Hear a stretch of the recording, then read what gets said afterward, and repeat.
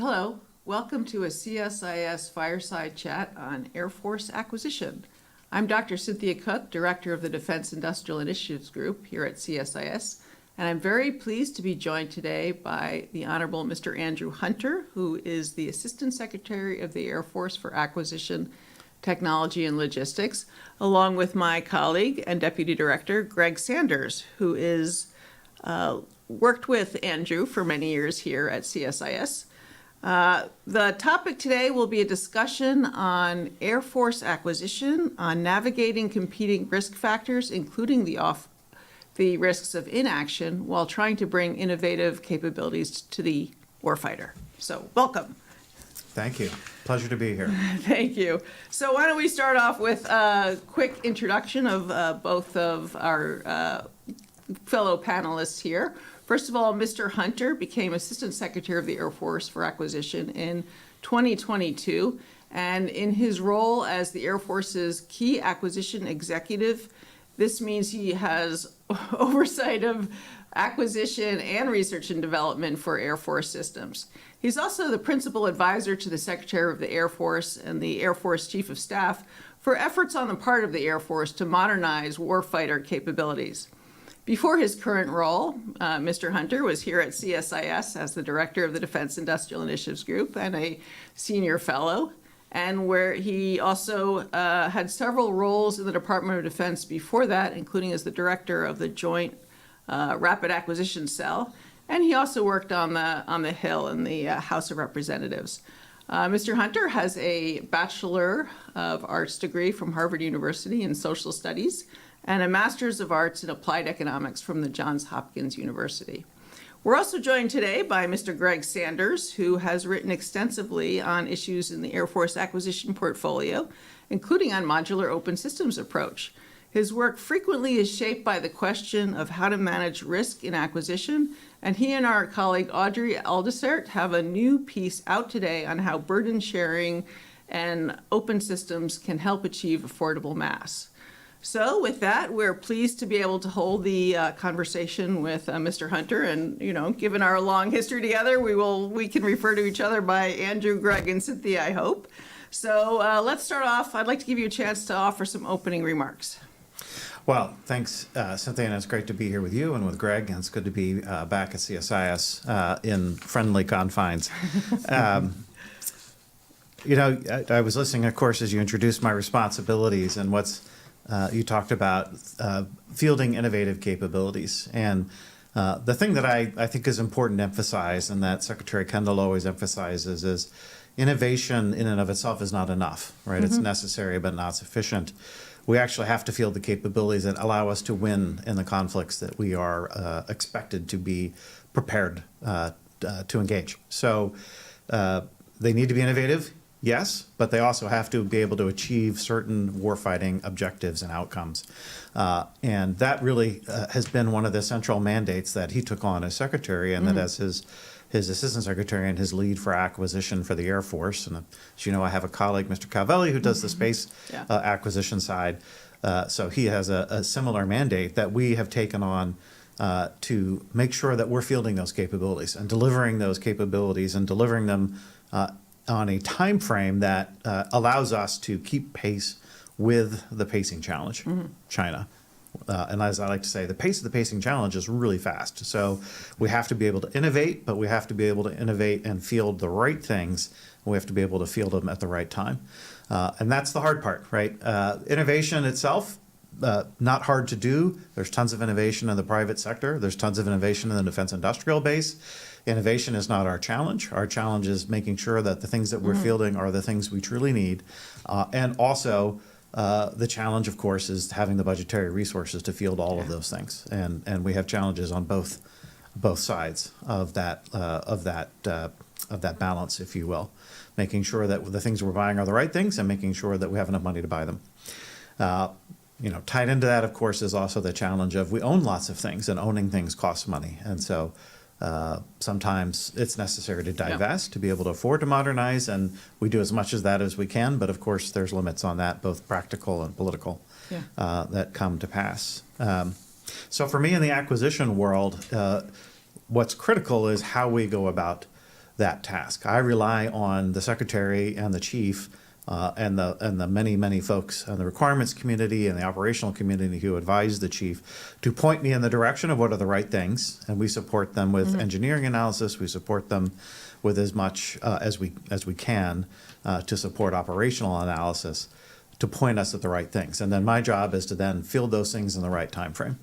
And that's where we have put the weight and the focus of our effort, is aligning our approach to acquisition with those timeframes. Now, sometimes we have more time, right? In some areas, the nature of the capability may be that we have a substantial lead, and that lead is not eroding at a rapid pace. We can take a little more time to replenish or to field those kinds of capabilities. In other areas, we may already be behind the 8 ball, and in some cases, working very hard to reestablish the advantage that we would prefer to have in a capability area. And in those cases, we have to move exceptionally fast. And the good news is that for me, when I arrived in the Air Force, I found that there was a ton of good work that was already underway, already being done to make that possible, right? Areas of Air Force acquisition where we had flexible contracting tools that were already established and innovative acquisition strategies that allowed us to move very quickly, good relationship with industry, a foundation of both technical and mechanical acquisition tools that were in place that allowed us to move very fast.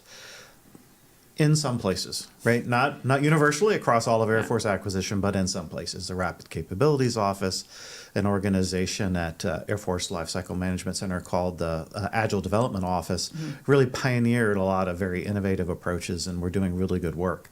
And what we have done is seek to leverage and maximize those capabilities to the fullest. And the example I always like to emphasize is our collaborative combat aircraft program. As you said, took the job in February of 2022. At that point in time, the collaborative combat aircraft was an idea and a speech that Secretary Kendall had delivered relatively recently before I arrived and was confirmed and was able to take the oath of office and assume the job. Here we stand today. It's been not quite 3 years, so maybe 2 3/4 years from that moment when collaborative combat aircraft was aligned in a speech. And today we have vendors on contract building production representative vehicles and substantial work underway on all of the software components and all the key aspects of making that a effective military capability that we'll be fielding in short order. So that is the kind of the kind of approach to address that pacing challenge that we've got to have. Yeah, as somebody who's worked on Air Force and other acquisition myself for almost 30 years, the CCA has moved at a really incredibly fast rate. So we'll turn back to that, but let's start with another sort of big picture question, which is you've worked as a congressional staffer, as an OSD civilian, as a think tank analyst, and now as a Senate-confirmed acquisition executive.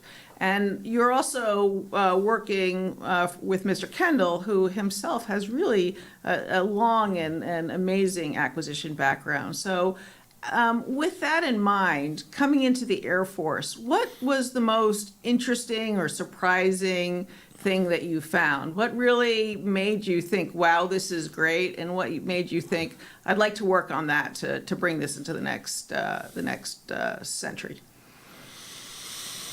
It's challenging to pick just one thing.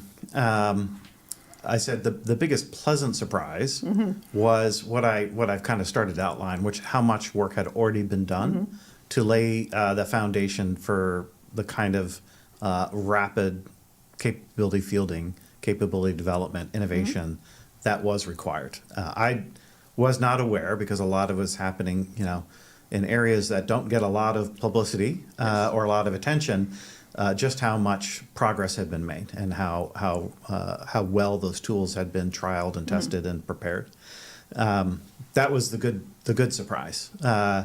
Probably the less good surprise was to come in and realize just how steep the challenge was, right? How much work still needed to be done, how significant the resourcing challenges were. that's also surprising. And I think, obviously, as we sit here today, knowing that there will soon be another team of folks who will come in the door Yeah. and will learn many similar things, right? I think those will be the things that they will come in, and those will be the two main surprises that they'll Yeah. confront. Well, we always hope to pass the baton off to the next crew with in a strong position.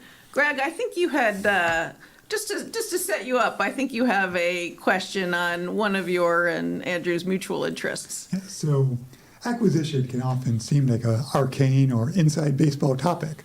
So knowing that you are a Atlanta Braves fan, we've actually tried to break out a few baseball analogies. Excellent. So, like any division or league leader, the Air Force will pay top dollar to stay on top. Though also we have seen with the Los Angeles Dodgers and Shohei Ohtani that sometimes to really win, you need to bring the rest from around the world. He was from a U.S. ally, Japan. At the same time, any baseball fan knows the pain of rebuilding years.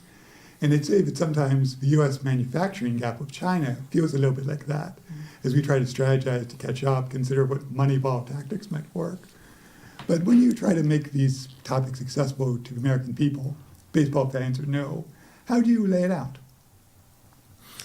Well, that's a good question. A lot of my talking is in audiences involving either our internal acquisition workforce or our defense industrial base partners. So I often assume a lot of baseline knowledge about how the acquisition works and what it's trying to do, and so probably don't spend as much time trying to explain it to the average American as I should. That might be something I can tackle in my next life. But if I were to try and boil it down, I always try to trace back to the strategy. Right? Why do we care about the things that we care about on the Air Force? We care about them because we have a national defense strategy that has identified things that the Air Force needs to be prepared to do. Central among those, and one I always like to emphasize because I think it resonates at least with me as I think of myself, when I was young and, interested in defense but didn't know much about it, is deterrence, right? The idea that by having the capabilities that we need to be successful in a possible conflict, a high-intensity conflict, we deter that conflict, so we don't have to fight it, right? And we don't have to spend that national treasure and deal with the sacrifices involved in such a campaign. So fundamentally, I see my job as ensuring that we ultimately, in the best-case scenario, don't have to go and have that fight. However, that's not up to us, right? The world is a dangerous place. It's a complicated place, and there are other actors in the world, and in particular in the current historical moment, a lot of authoritarian powers who perceive that they may gain advantage through aggression, and so we really have to be prepared to win in that conflict. And the one thing that I always try to convey to the general audience is the complexity of modern military operations is really profound. If you have the opportunity as a member of the public to visit a U.S. Navy aircraft carrier and see what it takes to actually perform aircraft carrier operations, if you have the opportunity to visit a Air Force bomber wing and to see what it takes to do global power projection, if you can appreciate, for example, the kinds of air operations that we've performed in support of Israel and support of other partners around the world who have needed, sudden surges of airlift, right? These are immensely complex undertakings. And so the key challenge and what I spend most of my time on is how do you integrate all that activity? Because we've reached a stage of military operations where you really have to be able to conduct coordinated operations around the globe with where the chief advantage is having situational awareness and an ability to make good decisions and adjust your operations globally, instantaneously, in effect, right? It can't be truly instantaneous, but in very short, very rapid time frames in order to have advantage over an adversary. And that's really hard to do.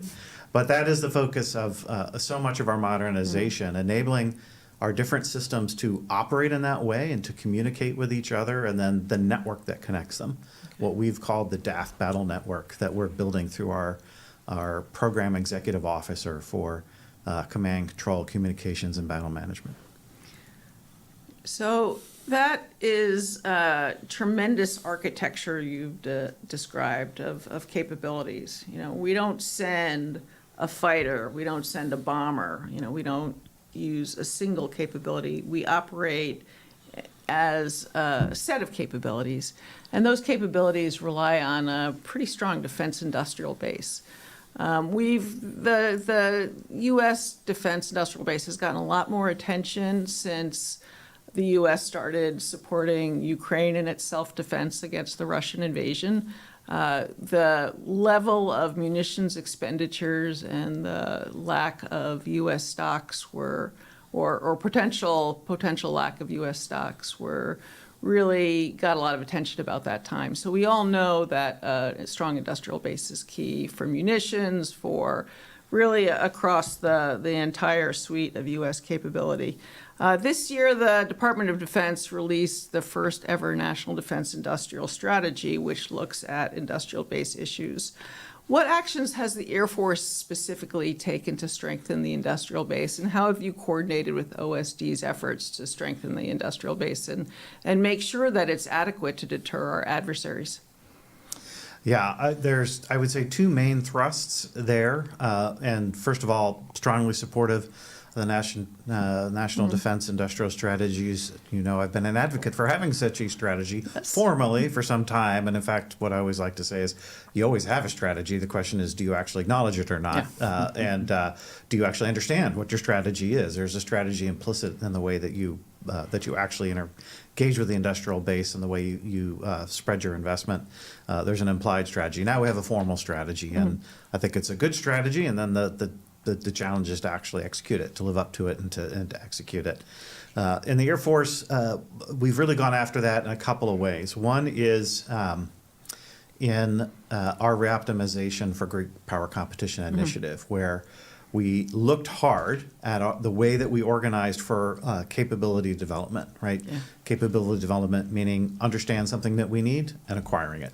So not, in theory, not that complicated, right? Straightforward idea, but hard to do, especially when those capabilities are the kinds of really exquisite capabilities that I described are often necessary. So the focus there has been on, you know, we've been exceptionally good in the Air Force over time in fielding individual platforms. The B-21 is the one I would kind of highlight there. Very successful acquisition program, very carefully thought through. Being acquired, has had an outstanding track record as an acquisition program, and I'm confident that it will. We are at the hardest possible part of an acquisition program today in the B-21. It's going still relatively well, and I'm feeling. I believe it'll continue to go well. The challenge, though, is integrating that B-21. Now, we want to integrate that B-21. We won't want it to go necessarily always alone and unafraid into danger. What we want it to do is to operate as part of a really integrated fleet of joint capabilities, right? Not even just Air Force capabilities. That in alone is hard, but now also joint and international coalition capabilities. So that integration challenge is the one that when we looked at ourselves, we said organizationally, we aren't really prepared to do integration at that level of sophistication and at that scale. And so we had to build organizations that were going to allow us and enable us to do that. And those organizations are going to directly support, I think, the National Defense Industrial Strategy, because a lot of that involves the pre-work with industry on things like government reference architectures, which have many benefits. One of which is the ability to do integration at scale and at a deep sophistication, but also have many other benefits to the industrial base, including promoting competition and innovation. Yeah. So that's a key element, is our approach to government reference architectures and the work with industry that's necessary to do that, and building the organization, the government, capable of leading those efforts. Because frankly, it was an exceptional thing that we were able to develop a sophisticated government reference architecture in the Air Force prior to doing some of this work. We were able to develop the Advanced Mission Systems Government Reference Architecture as part of our NGAD program. And it was done very much, I would say, against the grain of our organizational approach. It took people sticking their necks out, taking risk, putting their careers on the line, going against the grain to do that. We wanted to make something that our organizational approach and our philosophy actually makes what you're supposed to do, not something that you do because it's right, but that you have to fight the system to get there. So that's a huge piece, and that's directly supportive to the NDIS. The second piece is just all the things we're doing to prepare for and implement scale production, right? Multi-year procurements for munitions, plans to scale on our collaborative combat aircraft to deliver affordable mass to the Joint Force. Those things that we're doing to emphasize and to enable scale in production are definitely things that are highly focused on the National Defense Industrial Strategy. Okay, that's great. So to the audience, a couple of questions have already come in. If you have any specific questions, you can ask questions at our website, and we'll integrate them as we go along. I'd like to address one last question on the industrial base, and I know that Greg has a question on the reference architectures issue and modular open systems, but I'm really struck by what you said, and I've been arguing the same thing about the role, the lack of understanding that the military and the Air Force engages in industrial policy in everything it buys. It shapes the industrial base both by what it chooses to purchase and how it purchases it. The low-cost approach has driven a certain structure of the industrial base that, we have gotten what we've paid for. How do we make sure that the industrial base is primed to surge, is primed to meet the challenges of great power competition? It's not just about scaling individual programs. It's sort of a larger approach to ensuring that the industrial base is prepared to deter. Yeah. Well, two things, right? Let me just, because you've touched on it again, I think it's important to me. This idea of, is it novel or unusual to have an industrial strategy? Mm-hmm. I always like to say, the United States has sometimes been allergic to industrial policy. It's there. If we weren't doing what we were doing with the defense industry, what would we be doing? We'd be doing acquisition the old-fashioned way. Mm-hmm. We'd be handing industry programs that drove them to operate in a 1980s style of operations. So we would have an industrial strategy. Our strategy would be to live in the past. And obviously that's not acceptable, right? So that's why we have to be conscious and explicit about how it is that we're driving to the future. Mm-hmm. And we enable industry making that transition, right? In the case of defense industrial base, because we're a monopsony buyer, we effectively shape what they are and how they perform and how they engage, how they organize. So we've got to change for them to change. And so we are changing. Then it's still up to industry to change. Some of them will choose to change. Others may not choose to change. Mm-hmm. So our strategy, our approach is to have a continuous competition across our most significant acquisition programs to the maximum extent possible. And the winners will emerge. Mm-hmm. Over time, the winners will emerge. Now, I see a lot of industry getting on board with our approach. And so if I were to look into my crystal ball today, I see a lot of our top key industry performers adapting to the new normal, adapting to the place that we're trying to go. And it's not just us, it's a joint endeavor. So the Navy is pushing in a similar direction. The Army is pushing in a similar direction. Many of our international partners are pushing in a similar direction. So industry has a huge incentive, I think, to go on this journey with us. And I think the vast majority of them will. Mm-hmm. But it's also possible that there will be some companies that just aren't able to adapt. And what will happen is they will lose market share. They will either change their tune or they'll go out of business. So that's the way that I see this playing out, and this is the way I see that change happening. Mm-hmm. Now, core to that is we have to be open to new teammates. We have to be open to new partners in the industrial base.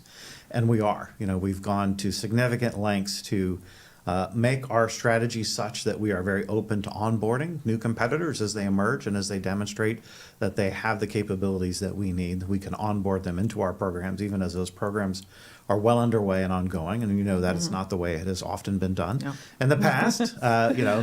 Older programs have often been sinistures with the same, providers over multiple decades. This is a very different approach, enabled by the open architectures, and so we're onboarding those providers and trying to keep the door as open as possible to the on-ramping of new and innovative companies. Okay, Greg? So turning a bit to uncrewed aero systems, and the term affordable mass used a few times, and I think that term has seen a lot more use since the outbreak of war in Ukraine, as has attention to UAS in general. Each of the services are working on their own uncrewed systems. Deputy Secretary Hicks has Replicator Initiative. But turning to the Air Force, the collaborative combat aircraft is really a showcase, as you discussed, of what high-end affordable mass might look like. And Secretary Kendo said he wants at least 1,000 produced. How do you think about making the balances and trade-offs within the Air Force portfolio to make that revolution possible? Yeah. Well, you're right. It is a balance because affordable mass inherently implies that there are things you choose, capabilities that would be nice to have that you choose not to pursue because they add too much cost.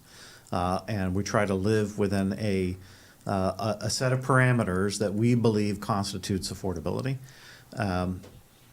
This is a human process. It's not a given that we will always get that question of affordability right, but we approach it rigorously and with a lot of data, as you would imagine, for a service that is led by Frank Kendall. We approach it with as much data as we possibly can, Yes. and so we do analysis. But the most key element, because you have to balance, you have to make trade-offs, is the engagement with the user community. What really matters to them? What makes a difference? So there's operational analysis that informs that, right? The work of computers and doing Monte Carlo simulations and other things to imagine and to envision how different capabilities will play, what moves the needle, what capabilities are the most significant. Prioritize those, be willing to scale back your ambitions on the ones that demonstrate to be not as crucial to differentiating between competitors. And by competitors, I mean, combatants. Mm-hmm. And then you focus on the things that do move the needle. And then there's just the operational art, right? Computers, they're very good at a lot of things, but they can't always capture all that operational art that our operators, intuitively understand because of their decades of experience. So it's that engagement with the user community that helps us sort through if we're going to go for more capability in one area, that we're going to inherently have to accept less in another if we're going to achieve affordable mass. And what are the breakpoints? What are the knee in the curve where we can say up to here it's worth it. Beyond that point, it's not worth it to go for more capability. And so that engagement is the crucial element in affordable mass. Now, the earlier you are in the design process, the more of that you can do. The good news with CCA is we started at day one with this approach. And so a number of trades have been made, and we have the capacity to make more, right? And because of the way that we've approached the CCA program with more than one increment, we can make different trade-offs in future increments, right? And so it's designed to be highly flexible in that approach. Now, there are other things where you can make trade-offs, but your trade-offs are more inherently limited by design parameters that may have been locked in sometime in the past. So if you look at munitions, right, some of our munitions are affordable mass in of their nature, like JDAMs, but others are more exquisite. They've been designed that way, and there's not much of an opportunity to turn them into an affordable mass capability. So then you have to decide, do we need to begin a new program to achieve affordable mass in that area, or are we just going to have to devote the necessary resources to get there? So you mentioned the collaborative combat aircraft, and I'd like to turn to a question from John Turpak of Air and Space Forces magazine. For Increment 2 of CCA, do you expect it to be a more sophisticated platform than Increment 1? What may be in store for Increment 3? When do you expect flight testing to begin? How long do you expect it to last? And may there be more than one contractor going into production? So that's a whole suite of questions. Yeah. You can pick on what You tell you me think is the most. if I don't get to all of them. Competition, yes. Gonna start there. That's an easy Okay, one. good. Yes, yes. Lots of competition at every stage. So with where we are in terms of increment 2, we have asked Congress for resources in the budget that is currently pending with Congress, the fiscal year 25 budget. I would note we are in fiscal year 25. Don't yet, as you know, have that budget. We have asked for resources to initiate increment 2. It will be initiated at a very early stage, right? So concept development. So at the concept stage, you're still working through different options. Is it more capable? Is it more affordable? Where on the spectrum will increment 2 land? Those are questions to be explored. So if we get the resources from Congress, we will establish a vendor pool. We'll have some initial dialogue with industry and start to parse through those options. We do have some ideas of how we would see increment 2 fitting into the broader Air Force design. And that will have, that will help shape that dialogue with industry to say, based on what we think increment 2 does as part of the force design, is it more affordable? Is it more exquisite? And where does it fall on the spectrum? And we'll work closely with industry in doing that work, because I think different companies may well have different concepts. Some will prove to be more advantageous and more innovative than others. And then we can start to hone in on exactly what does increment 2 look like. So still a lot to be determined in that process, but we are ready to get going. A feature, by the way, of having increment 2, even as we are in, if you will, in the middle of CCA increment 1, is those vendors who didn't succeed in increment 1 were able to kind of take a lot of the work that they had done, a lot of the design teams, and put them directly against, or will be able to put them directly against increment 2. So this is not a high stakes win or lose, for 30 years for industry. If they don't succeed in one competition, the next competition is right around the corner. And that's pretty fundamental to being able to sustain competition over time among multiple competitors. So that's a feature of having these different increments. Nothing to say at this stage about increment 3. We're underway in increment 1, looking to get underway in increment 2. Yeah. Increment 3 is a little bit out there in the future. That's future Andrew's problem. So getting to the question of force design, and this is this topic comes in from Ryan Finnerty with Flight Global. Can drones replace crewed fighters? What are the trade-offs between crewed fighters like the F-35 and the uncrewed systems like the CCA? Well, I think there's 2 answers to that question. At some level, drones have already replaced crewed platforms in our force, and they've actually been doing it for quite some time. And maybe we just don't always notice, because once it happens, you just say, well, that's not a crewed mission. Yeah. So target drones, right? We've been using target drones for decades. There was a time, even before we had target drones, where you had to actually fly something and then try to shoot at it and hope if someone was in there, you didn't hit it if you were testing, right? So that may be a somewhat silly example, but as we automate different missions, right, they kind of shift categories on us. We stop thinking of them as drones that do things that humans should be doing, because we no longer think of that as something humans should be doing.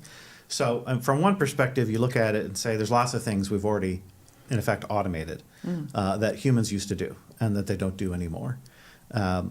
Like another simple example I like to give is the F-18 Growler, the F-18G, which is a 2-seat platform, replaced a platform that was a 4-seat platform. There were 2 more humans on that platform doing tons of things. The 2 humans who are left aren't doing all those tons of things, right? Most of it has been automated.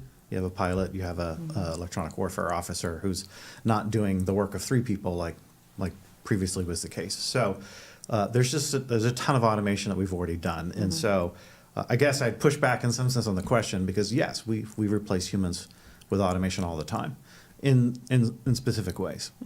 When it comes to lethal use of force, we are not in a position to replace human judgment in that process. That is the space right now of human judgment. My guess is it will be the space of human judgment for a long time to come.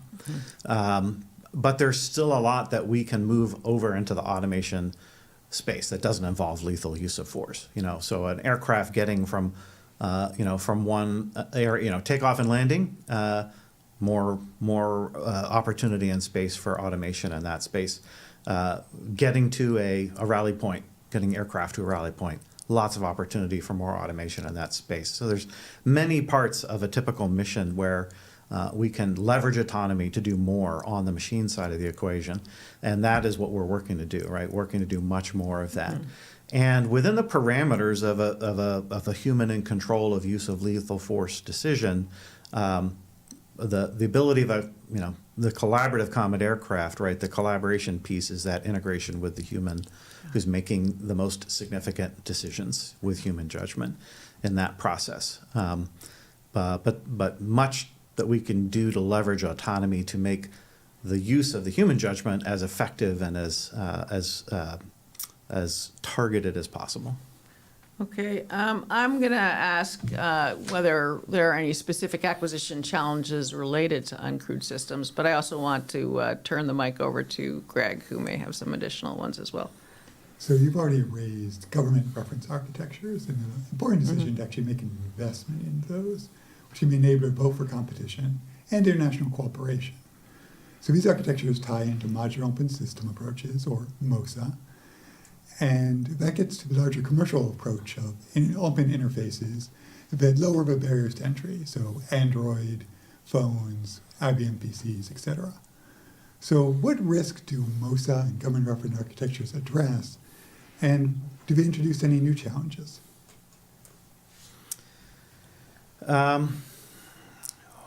Everything in this business introduces challenge, so I'm going to have to say yes to your last question, but I'll try to work up to that.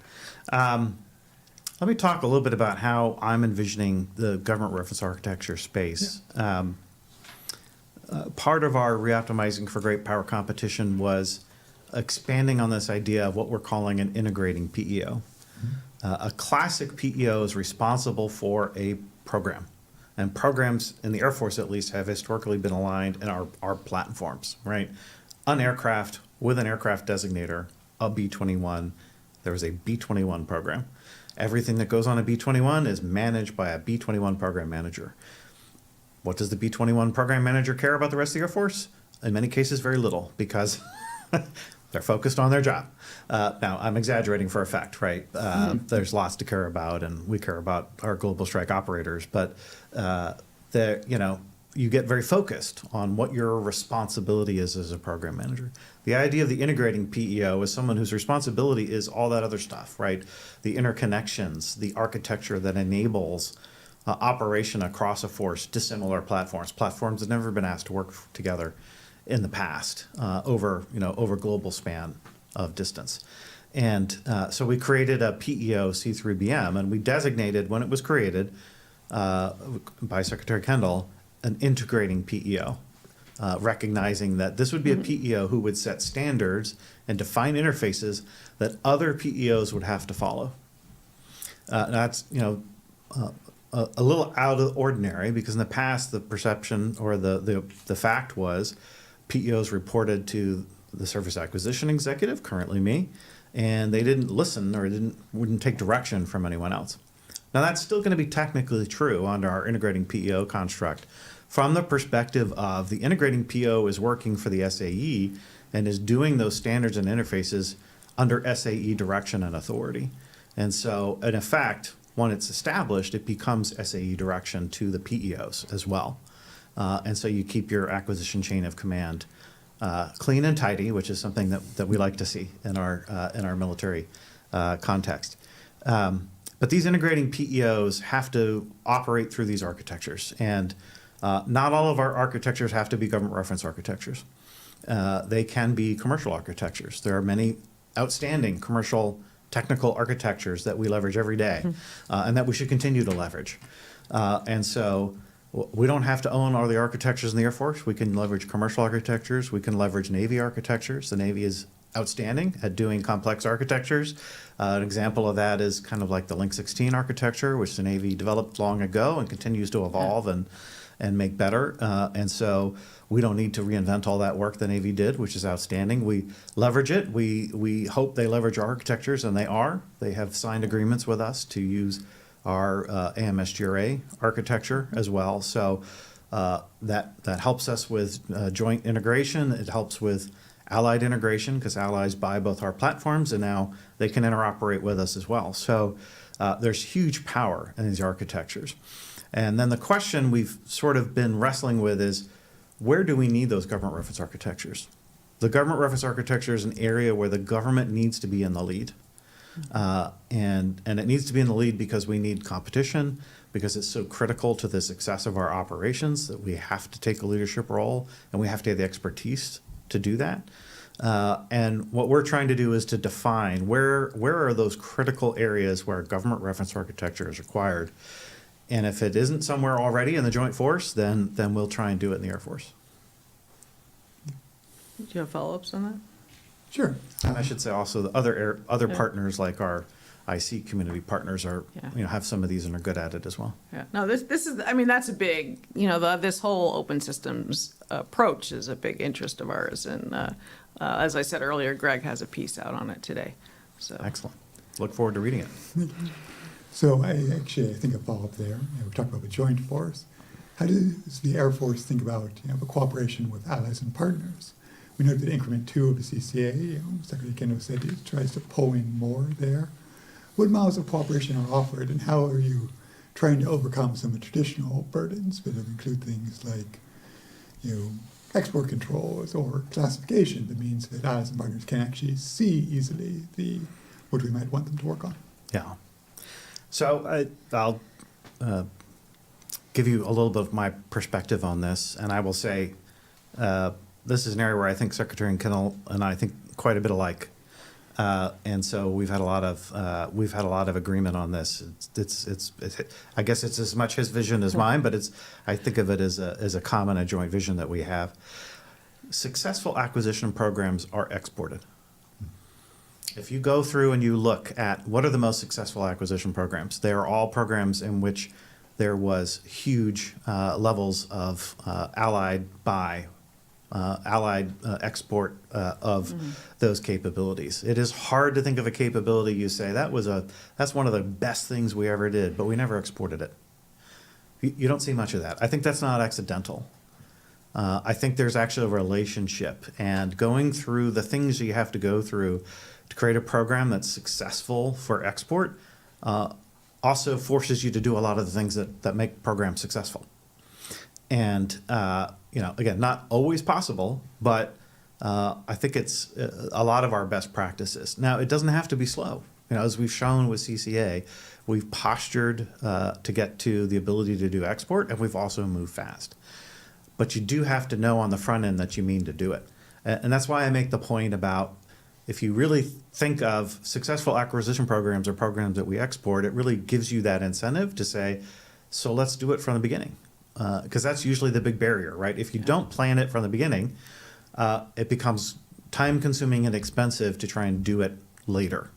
And the longer you wait, the more time-consuming and the more expensive that it is, and the more challenging that it is. So we've worked to insert that mindset and that approach early in a program like CCA to get to a place where export is possible, and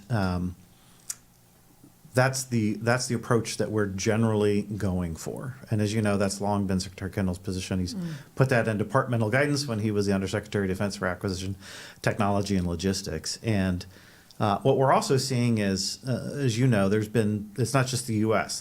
that's embraced kind of modular open systems architecture. The U.K. has embraced it. The Australians are embracing it as well. And many other countries see the advantages of the approach. They may not all have the same capacity to implement it necessarily domestically. So then it's a matter of getting the engineers to align so that the architectures that are being developed in the UK, the architectures that are being developed with among other allies, and our various architectures in the US among the various services are compatible, and if they can't be aligned in the sense of being kind of unified, if you will, or brought together, then at least compatible, right? So that they don't drive disconnects amongst them if you adopt one or the other. Thank you. It is important to focus on design for affordability, or design for exportability at the beginning of a program. But folks I've talked to have said it can get traded away for cost reasons. So I'm glad you're trying to fix that, because I think that is a really important aspect of program management. Another thing we can do with allies and partners is share sustainment. And with the regional sustainment framework, there is a focus on identifying allies and partners to repair our systems, to strengthen relationships, expand the MRO industrial base, and also to address the challenge of contested logistics. So if something breaks near the fight, we can have it repaired there. How is the Air Force thinking about this? Do you have any pilot projects you're working on, or any particular types of maintenance, repair, and overhaul that you're thinking of working with allies and partners on? Yeah, well, I have visited actually two partner MRO facilities in my time in the Air Force, both associated with the F-35 program. So Okay. certainly the F-35 program, I would say, has been one of the leading lights of the department at focusing on regional sustainment and the opportunities. And of course, it's not just MRO, but also in supply, warehousing, and other elements, and also component repair. Mm-hmm. So thought through in a careful way, and a lot of partner capability in there, and necessary partner capability, because as you say, in many cases, they are closer to the areas where we anticipate we have to be prepared to fight in the future. So that's incredibly valuable to save that time and distance, and also to expand capacity and make our logistics networks more robust by having those nodes of capability, if you will, distributed and closer to the fight.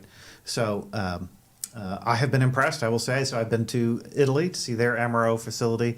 I was in the Netherlands and saw their warehouse, and that is a critical node for support of F-35. I was been in Nagoya, Japan, to see their MRO facility for F-35, which is amazing, and also some of their logistics capabilities, which are also amazing. So it is a significant addition to our capability to have access to those networks, and we are looking to leverage that and do it for more. There is F-16 repair capacity all over the world, all over the map. It's been true.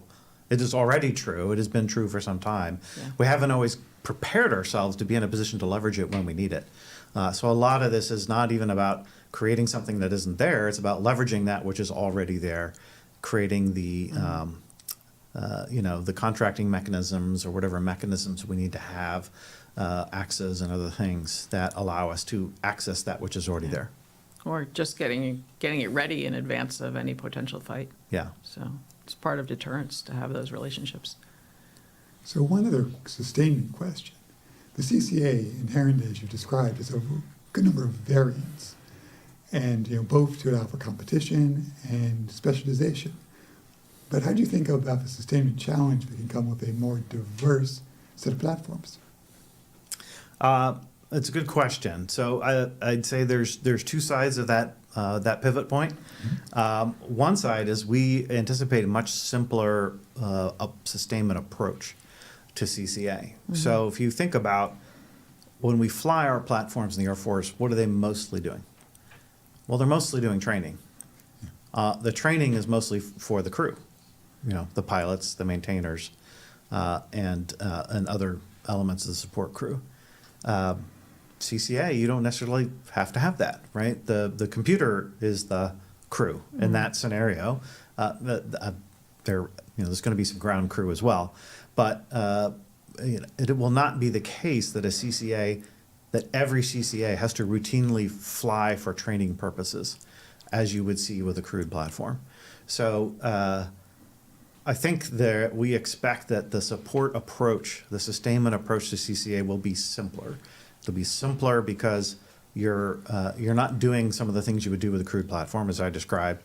Also simpler because for early increments of CCA, they are affordable. We do not anticipate that these are 30-year or 50-year assets, so we will not design them to be 30-year, 50-year assets that are going to be, going into depot every 5 years and getting, significantly overhauled. So there's a lot of simplification and a lot of savings associated with not having to do all of those things that you would do with an F-22.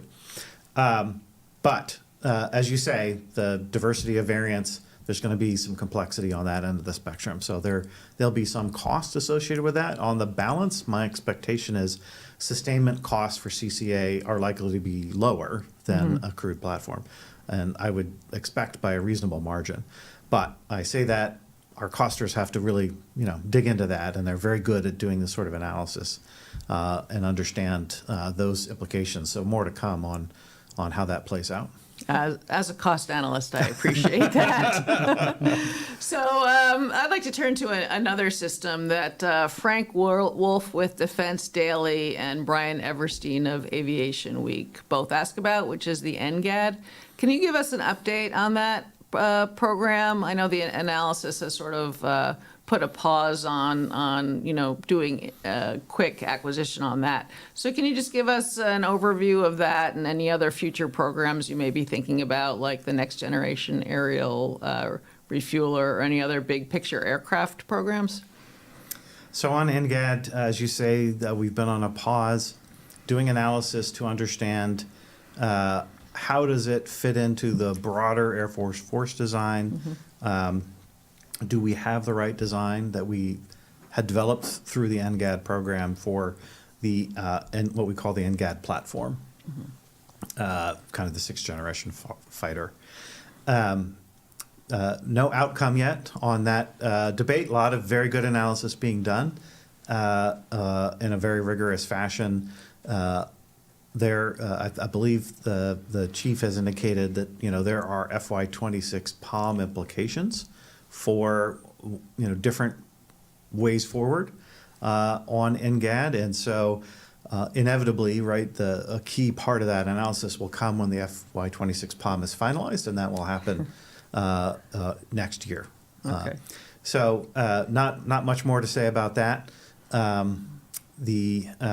For some of our other key modernization imperatives, we've very much been looking at next generation aerial refueling, the NGAS, as part of our NGAD analysis. So it's actually been a combined analysis because the idea of NGAS is it's a capability to go into contested areas for aerial refueling.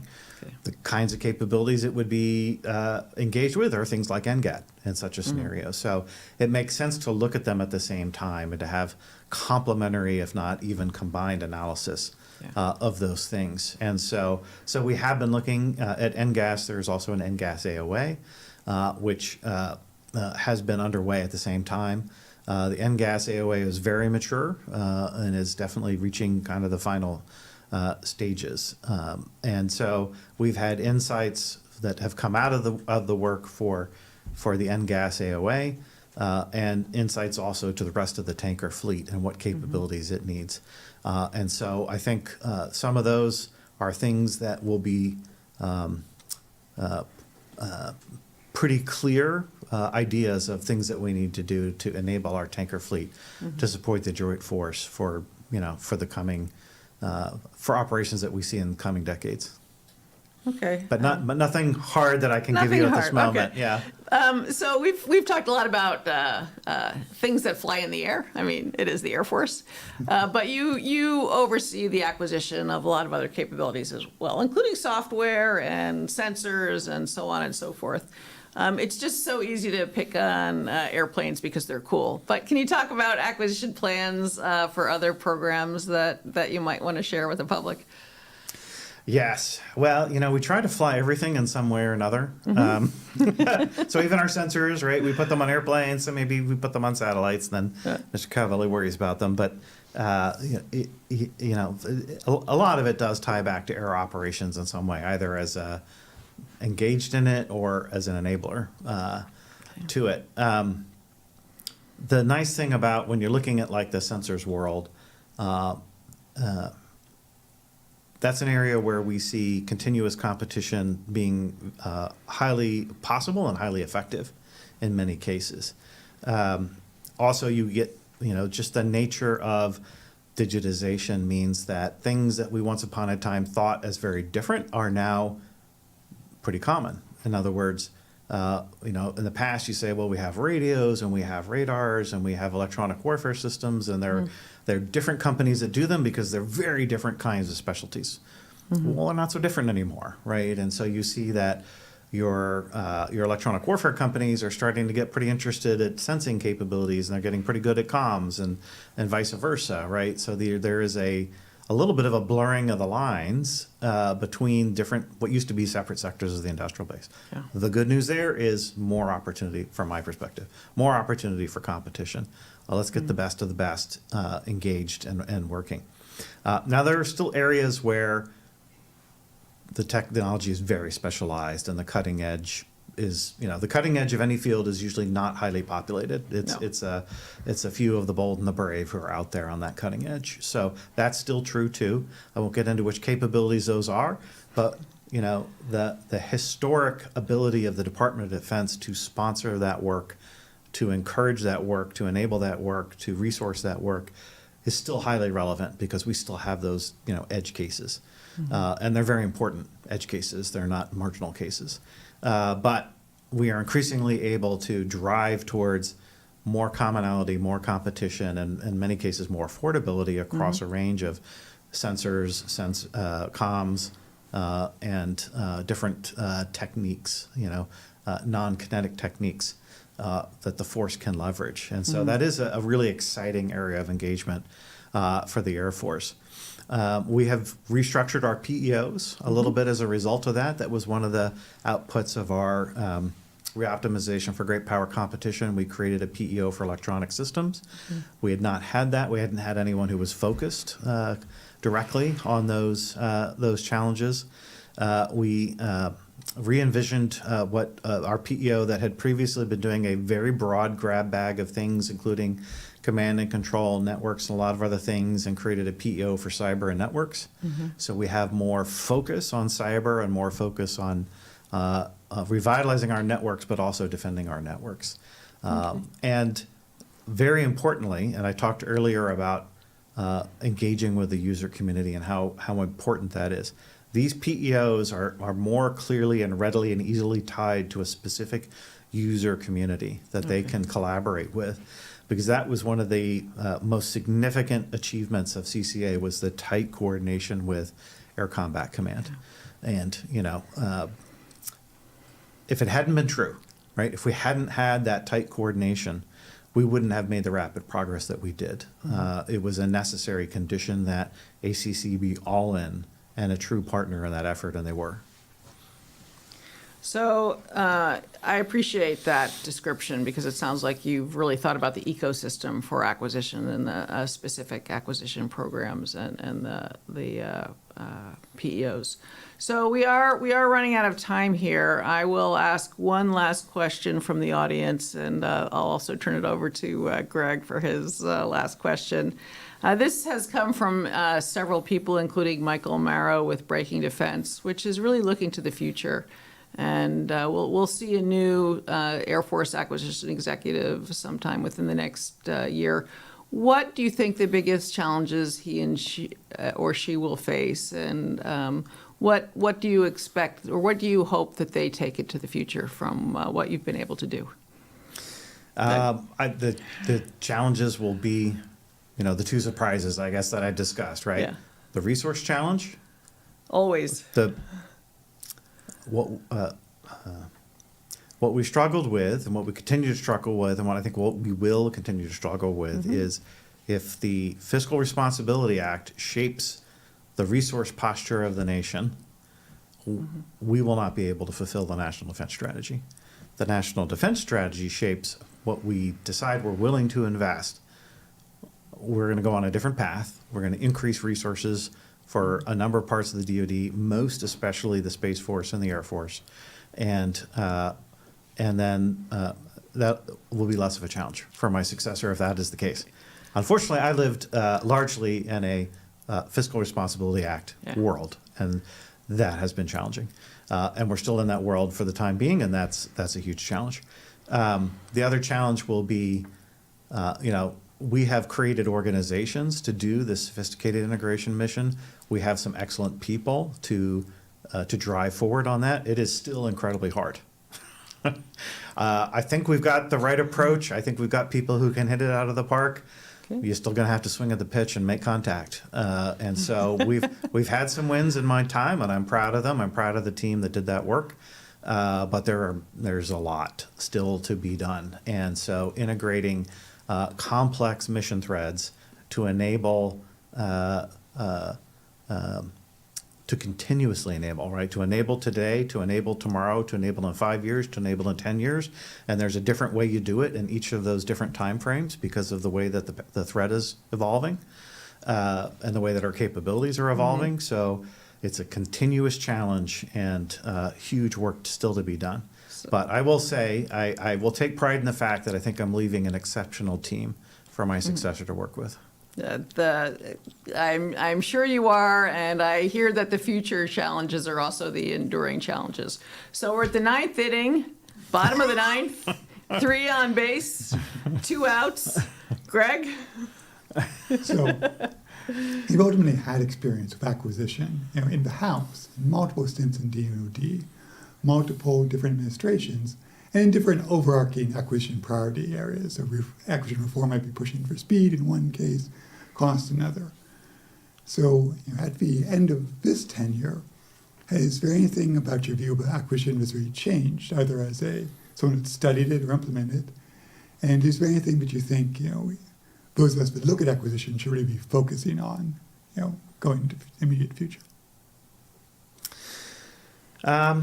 I don't know that I would say that it's changed, but I feel like I have personally a deeper understanding of it, and if I try to share that, I'll try to relay. I've had the opportunity in this job to work very closely with Congress on a number of things, and so Congress does a very good job of providing oversight. They look at our programs. They often correctly assess that our programs could be better. And they work to help us, all good things. They look at our structures and they say, we envision that if you did something over here instead of over there, if we change the structure this way, it'd be better. And one of the message I've given is, if you look at what's in the guidance, with the adaptive acquisition framework, which is a good framework and I support it, right? And it has these different pathways, right? And so someone said, okay, we're going to give you just an example, a bill provision that said, when it comes to autonomy, you're going to have to use the software pathway for autonomy, and then you use another pathway for the hardware thing that the autonomy resides on. And my message in response to that, and actually I don't know how that came out in the conference report, so here we go. This could get fun. But I think we should focus less on pathways and more on what it is we're actually trying to do. The pathways are tools. We'll use the tools where we should use the tools. I will use a software acquisition mindset when I'm doing autonomy, because autonomy is fundamentally software. Government reference architectures are largely software too, by the way. That's a point I should have made earlier. So there's lots of areas where we want to apply a agile software development, software mentality, software approach within a program which at the top level may be a hardware program, or at least thought of that way.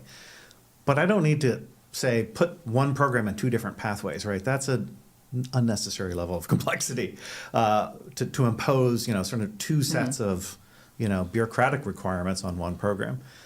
But we do need to think of these as tool sets and apply the right tool set at the right time and in the right way. And that requires a willingness to say, some of these clear pathway lines actually get pretty fuzzy when you get into the practicality of it.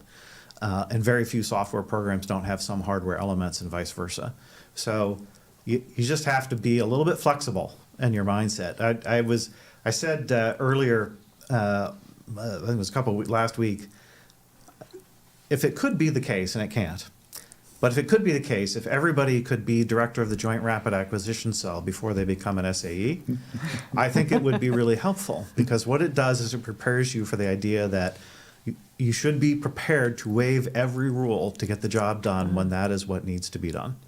And I've tried to take that approach to this job. The advantage of being the SAE is I have a lot of authority to waive a lot of rules. And so we've tried to leverage that to get as much done as possible. So it comes down in the end to supporting the warfighter. It Secretary Hunter, thank you. We appreciate your time today. And audience, thank you for tuning in. Take care.